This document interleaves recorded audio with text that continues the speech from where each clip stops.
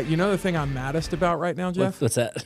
Is that you're so far from Atlanta. The setup in here is so nice. I'm physically angry about it. Like, I just got off a plane. I Ubered all of 11 minutes to be here.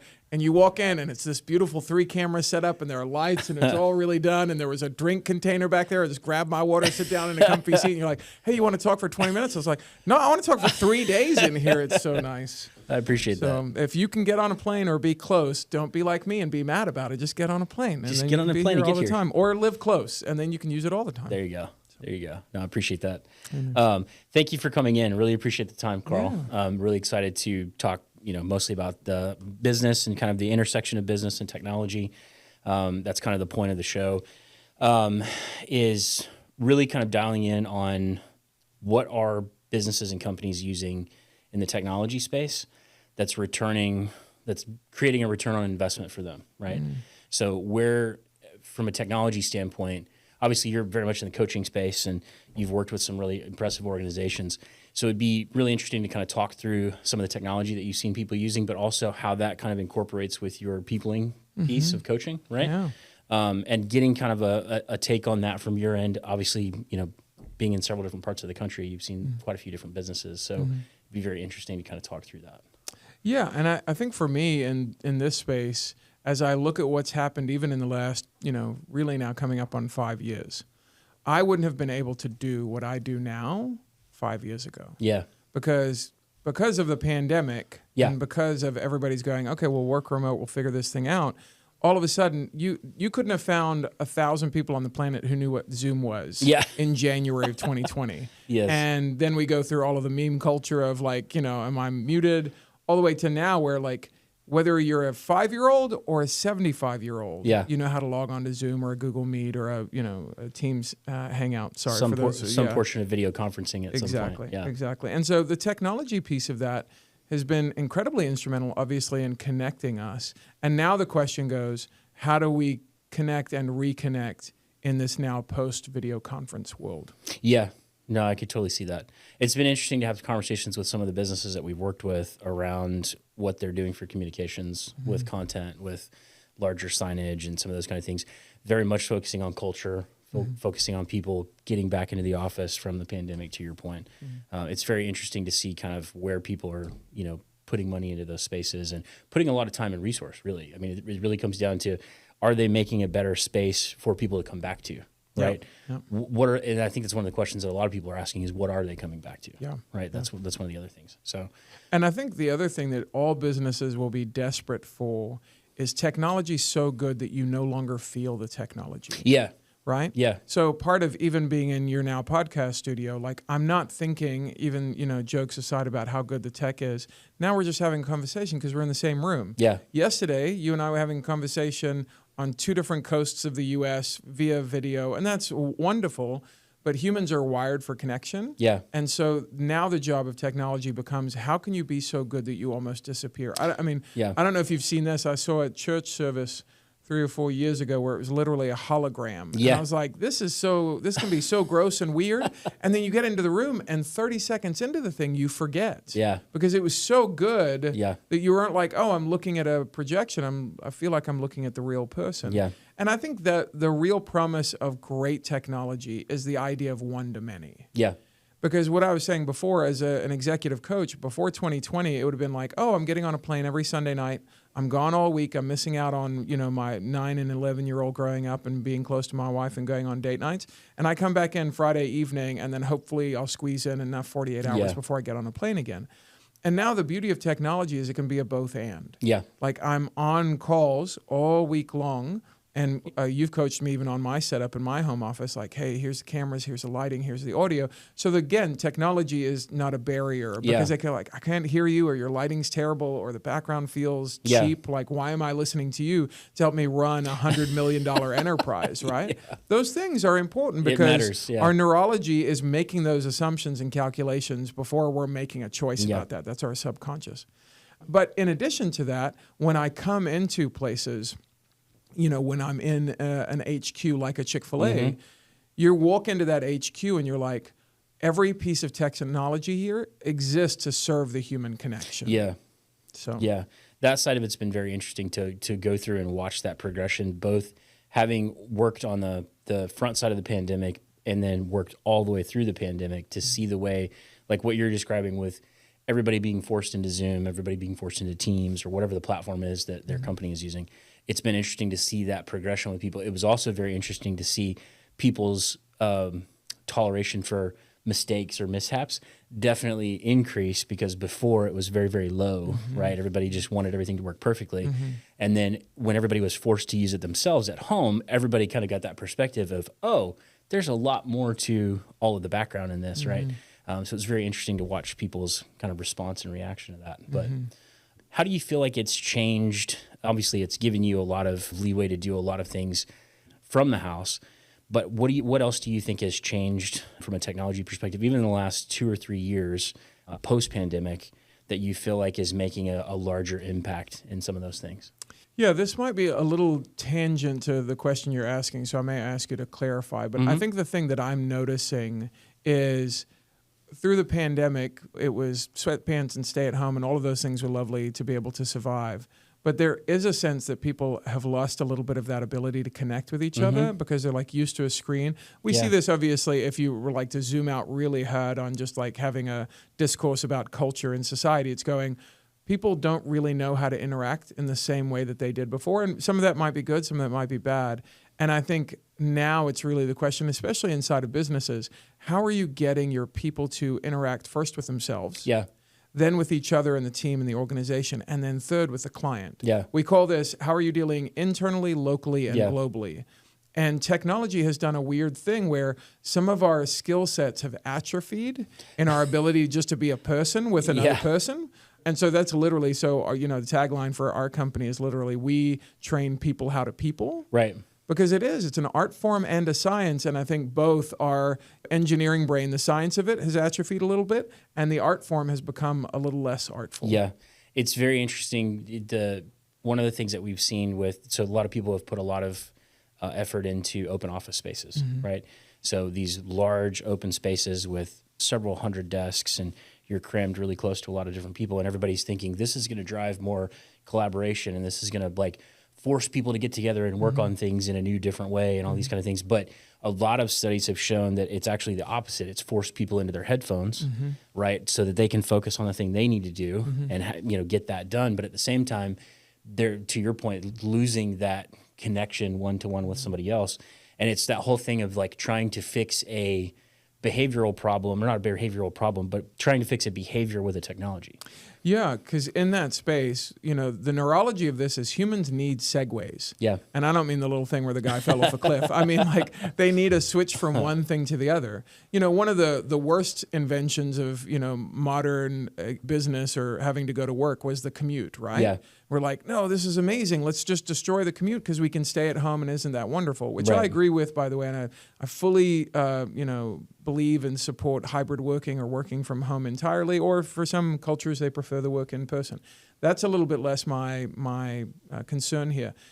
What the commute did is it gave a segue to go I'm leaving work, entering my personal life, or I'm leaving my personal life, entering into work.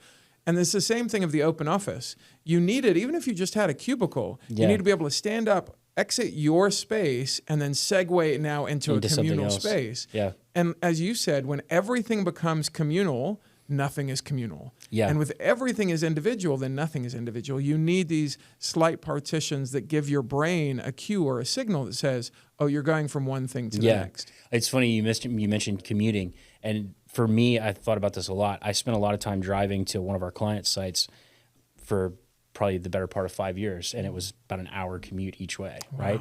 So from a commute standpoint, it's really funny because I miss some of those times because I feel like that's where I probably learned the most, because I was listening to a ton of audiobooks, trying to make use of the time, right? But using that also as a segue from one thing to the other of I'm on my way to work, I'm not at work, those kind of things. So it's interesting. I totally agree with you on that. I think that the transitions between those two things you're absolutely right. I think people need that, and I don't think most people realize that sometimes.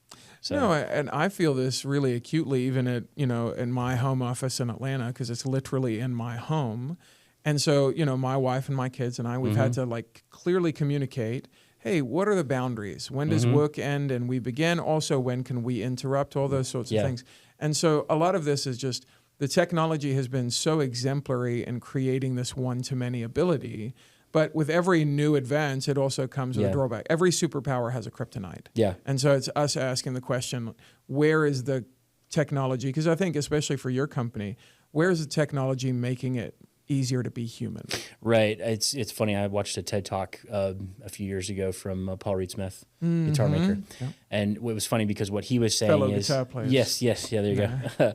So one of the things that he was talking about was their goal with PRS, the company, is to make instruments that you put 100% in and you get as little subtraction out as possible, right? Yeah. So like if you're putting 100% into something, and whether that's playing or something else, the whole thing that you're trying to create with either a technology or a guitar or anything else that you're doing is you're trying to limit the subtraction that comes out of that on the other side. So if you put 100% in, you're getting 98% out. Wow. Rather than it being you put 100% in and you get 50% out. Love right? that philosophy. So it's like the whole thing of efficiency of like you want it to be as smooth and efficient as possible, right? So it's designing things for that. And to your point, designing intersections for people or segues for people to go from one place to another mentally in just the mental space, not like actually the physical space, but just having the space and time to think about it long enough to switch gears, right? Yeah. It's very interesting.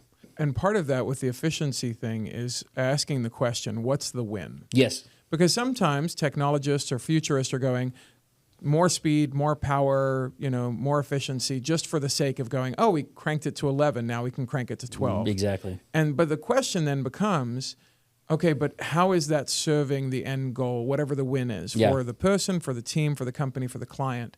And a lot of times I think executives or management or technologists may not be having that conversation to go, am I serving it just for the technology, or am I serving it for technology serving the human? Yeah.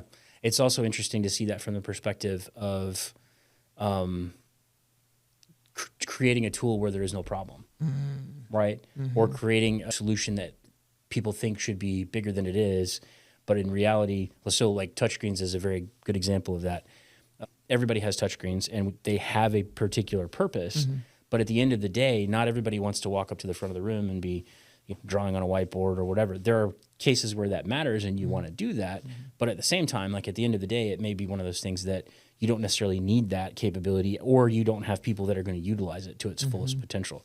Because again, whatever, like you want to put in, 100%, and you want to get as little drag out of that as possible. So like you want technology that people can use, it brings them together, it connects them, but at the same time, it doesn't overwhelm them, doesn't create other issues in the background. So love to talk about your experience recording your course, because that's a technology that we're very excited about as well, as far as virtual production and shooting on, different environments. I mean, that stuff has come so far over the last even just 5 years. So I'd be curious kind of what your thoughts are around that whole thing and what you think that does. I mean, obviously for you, I feel like it's a force multiplier because you've been able to record, and it's the one to many, right? You've already got it recorded and you have it and you can distribute it to as many people as sign up for it, right? So that in and of itself, I think, gives a lot of legs to a lot of different industries for training purposes, for bringing people in and running them through like the life cycle of technology or the workflow that you're trying to drive for, or the efficiency that you're trying to build. So I'd love to break that down a little bit. Yeah, I think for me, so as you said, I've got this material, right? This intellectual property that I wanted to get into as many people's hands as possible. And I'm going, okay, I'm meeting one-on-one with teams. I'm doing a keynote speech. Then I'm meeting with the executives and coaching them. And then maybe I'm doing cohorts where we're meeting via Zoom. And I had a client, about 2.5 years ago go, but what if I want to get you with 1,000 employees? I'm like, okay, well, we could probably still do a cohort at that size. They're like, but what if I wanted it 11 o'clock at night when you're not around, or on the other side of the country or the planet? And I was like, oh. And he's like, have you ever thought about doing a course? And I was like, I'm kind of allergic to them, if I'm really honest, because the math on them is really terrible. Yeah. It's like, 1 out of 10 people might actually do it. Yeah. And he said, but what if you could put all of your personality and it was really interesting to you? He's like, what have you ever consumed? He's like, because aren't you like a big reader? And I was like, no, my wife would actually allege that I'm criminally underread.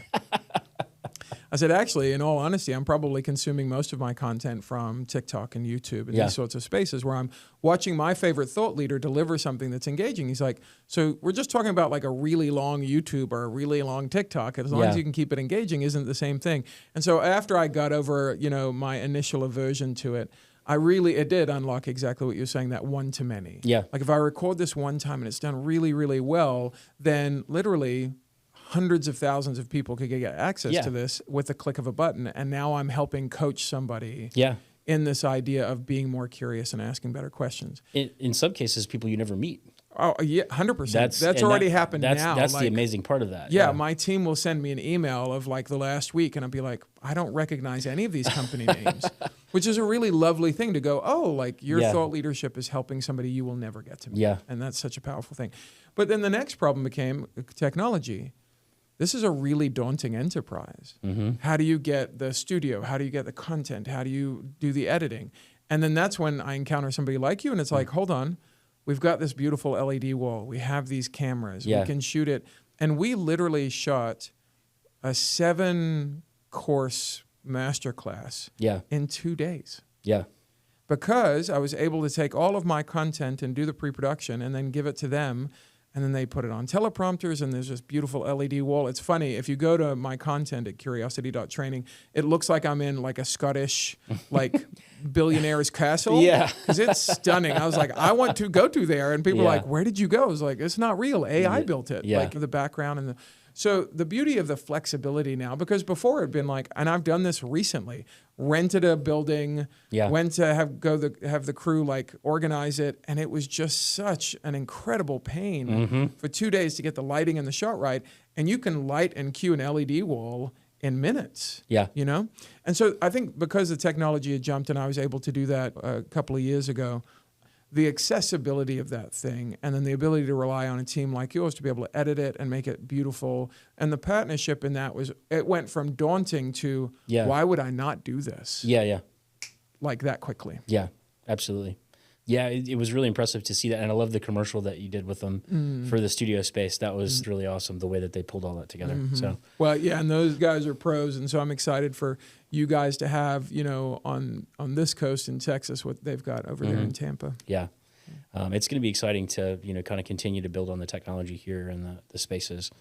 And one of the things I would share with, any of your viewers or listeners or subscribers is I'd be happy with you guys to create like a little document of this is exactly what we did. And then they can just follow the blueprint. And then when they call you guys, they're like, oh, Carl wasn't kidding. It could be this easy for us to get our training or content or whatever out there. I'm happy to get that out. It's streamlining all of those things for people. Again, it's reducing the drag. It's reducing the obstacles that people have put in front of it, from whether it's, to your point, like the daunting task of having to think through lights and production and cameras and, all the rest of those things.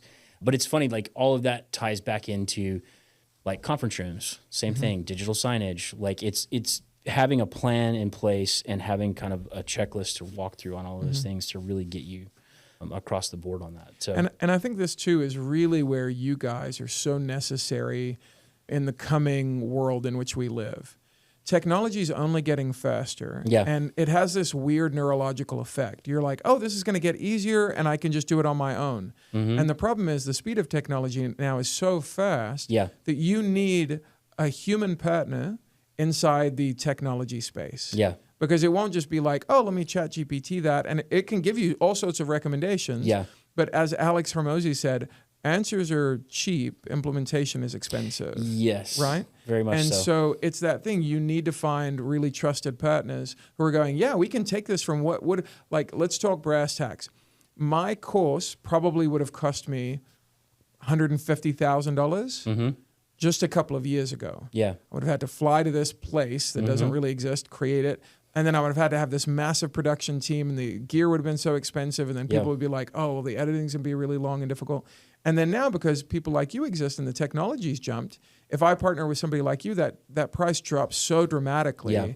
And the flash to bang from my idea to actual finished product is so much faster that people are still always going to need that partnership with a human like you guys to make that happen. It's interesting because like we look at this it's like the intersection of content, technology, and physical space, right?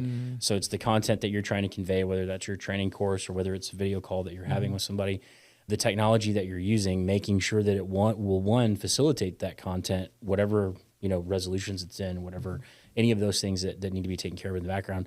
But then it's the intersection with the physical space, right, as well. So like whether you're in a studio like this or you're in front of the wall that you guys used, or you're in corporate lobby, conference room, any of those kind of things, it's all three of those things kind of coming together at the same time. So, from a business standpoint, it would be the worlds of like IT, facilities, and then kind of AV, what we'll call user experience, right? So distance from screens, like how close you are to a microphone, all of those fun things. But yeah, I think you're absolutely right. I think there's going to be a lot more shift and change in some of this. And I think it's one of the things that I think most people don't fully appreciate yet is, and I think it's becoming very apparent very fast, is you're only going to get the output out of like, whether it's a ChatGPT or a Claude or something else, you're only going to get the output that's great if your input is better. And that goes with recording. That's audio, that's video, that's any of the rest of the things. The better your input is to those things, the better the output of the final product is going to be on the backside of that. So, no, this is great. This is a fantastic conversation. This is a lot of fun.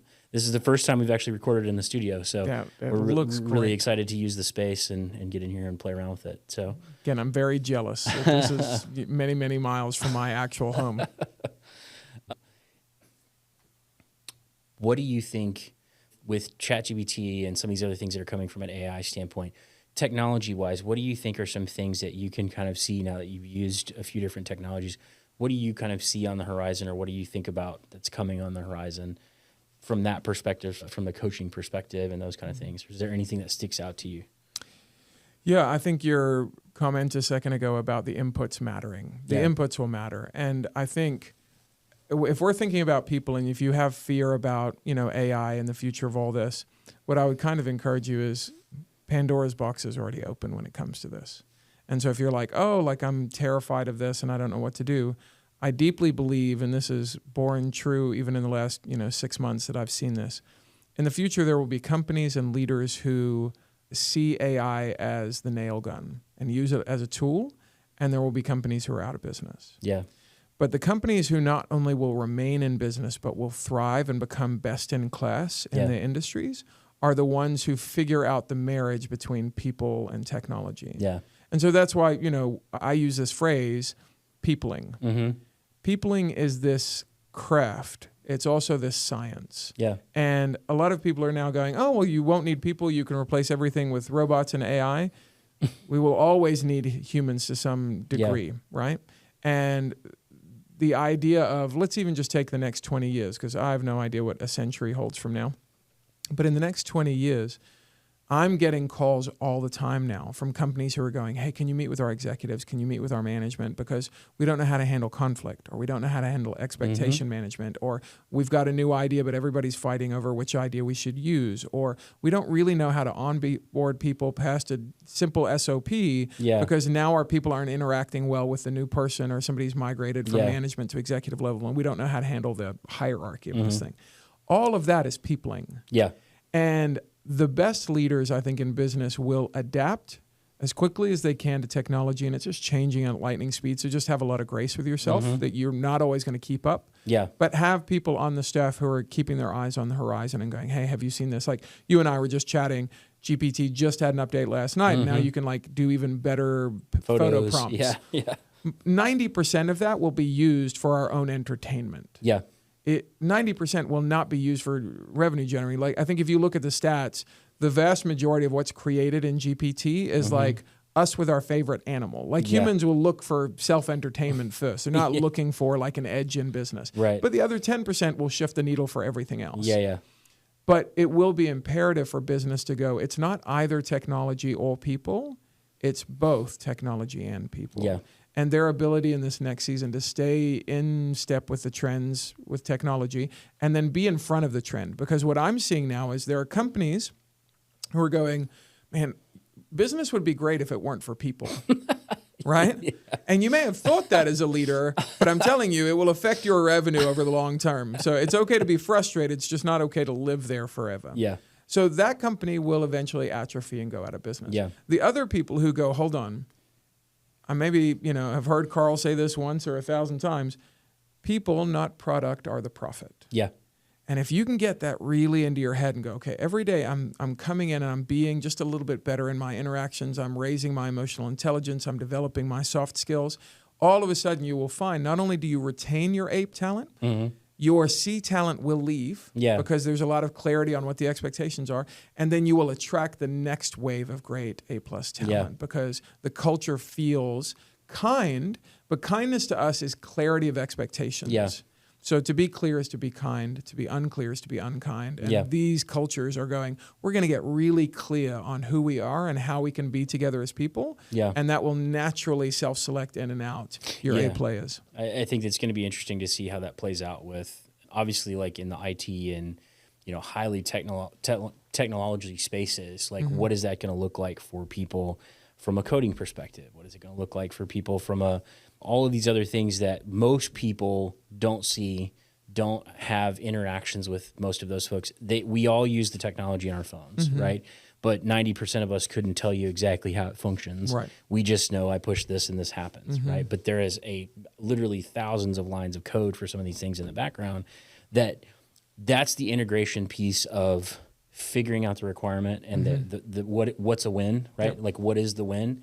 Figuring out that requirement and then integrating the correct technology solution to not only meet that requirement, but in many cases exceed it or get to a place where that workflow is a lot more efficient, right? So that the input from your people in business is that much more targeted, that much more specialized, those kind of things. So very interesting.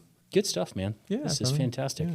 So what is an efficiency in business that you're seeing that's helping people amplify what they're doing? Because the whole point of what we're trying to get at from a show standpoint is kind of pulling back the veil on the technology piece and saying, okay, here's what it actually takes to do these pieces of technology, and here's the return on your investment from a business standpoint. Here's the actual ROI that you can see from whether it's digital signage and communication with your employees, whether it's video conferencing in a space and connecting people, right?